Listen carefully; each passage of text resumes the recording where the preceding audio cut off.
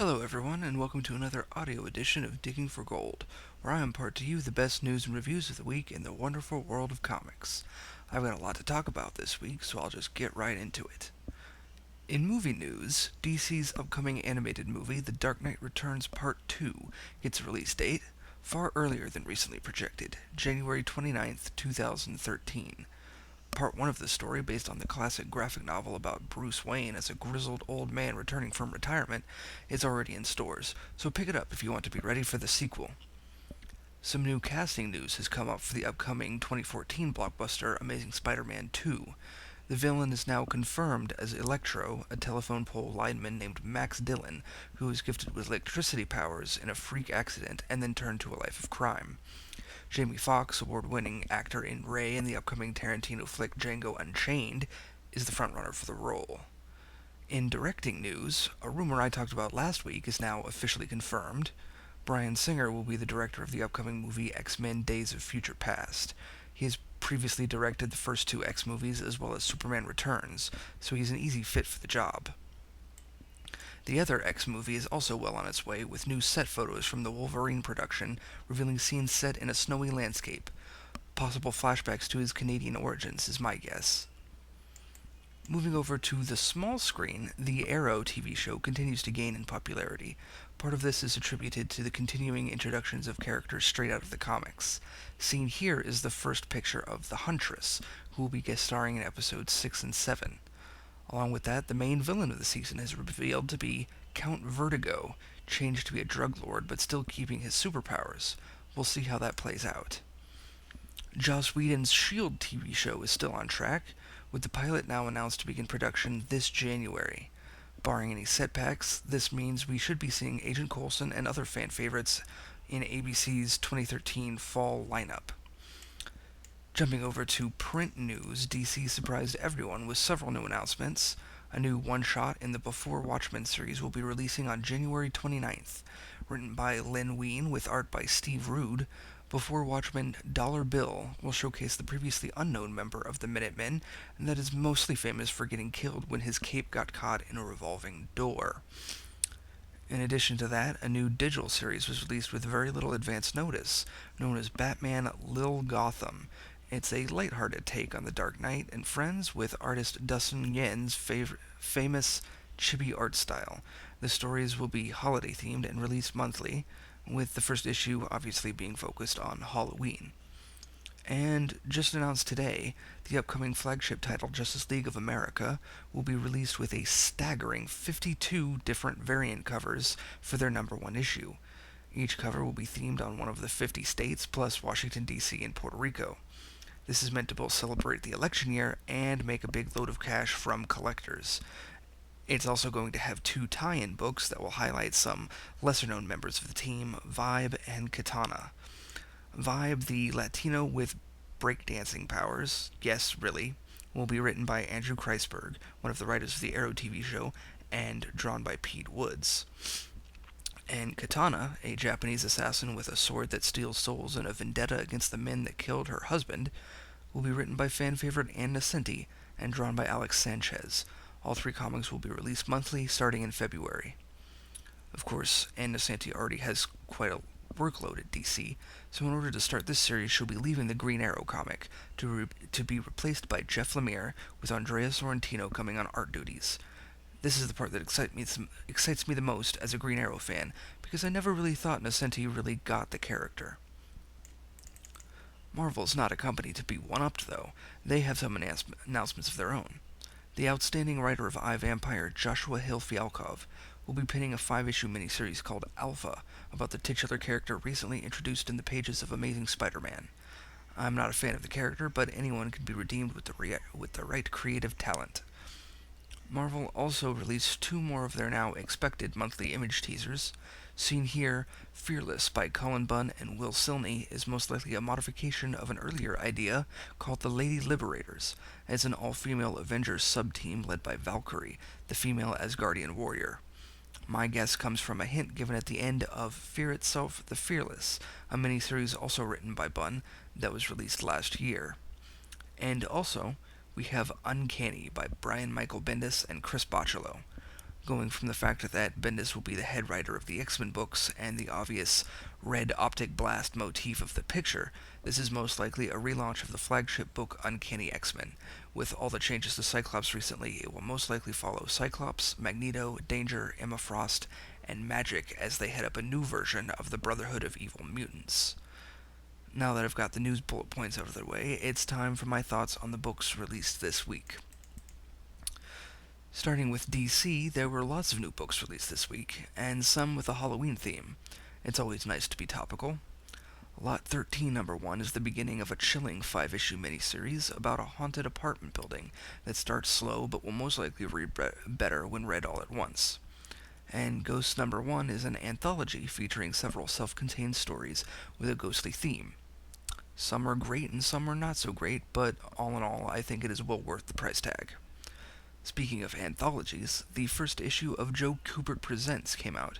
This is a 6-issue miniseries featuring some of the last works of Joe Kubert before he tragically passed earlier this year. It also contains stories from some of his closest friends and colleagues, and due to the average age of the creators, it reads strikingly similar to something out of the Silver Age. If that's something you crave, definitely pick it up. Masters of the Universe, The Origin of Skeletor number 1 was another book that piqued my interest. It had amazing art from Fraser Irving, but the story was so dependent on previous stories, I wouldn't pick it up unless you know a thing or two about the He-Man universe. But I'd say that about all the current He-Man comics coming out. This week also marked the conclusion of one of my favorite recent Vertigo titles, The New Deadwardians. It's an 8-issue miniseries about vampires and zombies in early 20th century England, and it can only be described as delightful. Number 8 was the final issue, but I would look out for an upcoming trade collection and snatch that up post-haste. The rest of the DC's catalog was plagued with a whopping 4 annual books of ranging quality. Action Comics Annual number 1 and Justice League Dark Annual number 1 were the high points, with good action and storytelling for both. The Action Comics one in particular was enjoyable, with a special backup story showing the origin of longtime Superman villain Atomic Skull. Thought up by Max Landis, the writer of last year's movie Chronicle, this short story has no dialogue and uses hauntingly beautiful images to tell its story. It was only 5 pages, but it alone makes the purchase worth it. The other annuals released were Batgirl Annual number 1 and Swamp Thing Annual number 1. Swamp Thing had great art but came off as an unnecessary tangent to the main story of that series, and Batgirl was just more generic schlock created solely to set up for a new character to join the Birds of Prey team in the future. She's a Talon assassin named Mary, and she was created to ride the hype train of the popularity of the Court of Owls. I wouldn't mind the obvious editorial mandate if it was better written, but it's sadly not. And finally, another seminal graphic novel in the Earth 1 series of books was released, Superman Earth 1 Volume 2. The Earth 1 books are meant to show a modern, different take on the characters we love, and that's certainly true here. The book seems to focus more on the politics of how Superman would affect the real world, as well as Clark Kent's private life, leaving the actual fighting of a supervillain named Parasite to be an afterthought. I enjoyed it for what it was, but purists might not like a new version of Superman with a more proactive stance on world politics, and they definitely won't enjoy an introverted, bullied Clark that begins a romantic entanglement with a prostitute. But I digress. My last DC recommendation would have to go to American Vampire number 32. It's just another great issue in a long line of great issues. The series is about a vampire in the 1950s fighting a war for her life. The climax is getting bigger and bigger as the series approaches its year-long hiatus in a couple months, but I would urge any potential buyers to start at the beginning. It's only 32 issues, and most of them are available in collected format. It's the best vampire story out there right now, and you really won't regret it. Moving on to Marvel, Avengers vs. X-Men Consequences number 4 continues the fallout from this summer's big event. It's an integral piece in the puzzle of Cyclops' ongoing story, so pick it up if you want to know how he turns from a leader of a nation to public enemy number 1. The Marvel Now relaunch brings in 2 new number 1s. Firstly, Avengers plus X-Men is an anthology book telling short stories where Avengers and X-Men team up to kick some ass. It's a fun little story, but I wouldn't pay it any mind unless you get some extra cash lying around. There are far better things on the shelves. Speaking of far better things, Avenging Spider-Man Annual Number 1 showcases a team-up between Spider-Man and the Thing.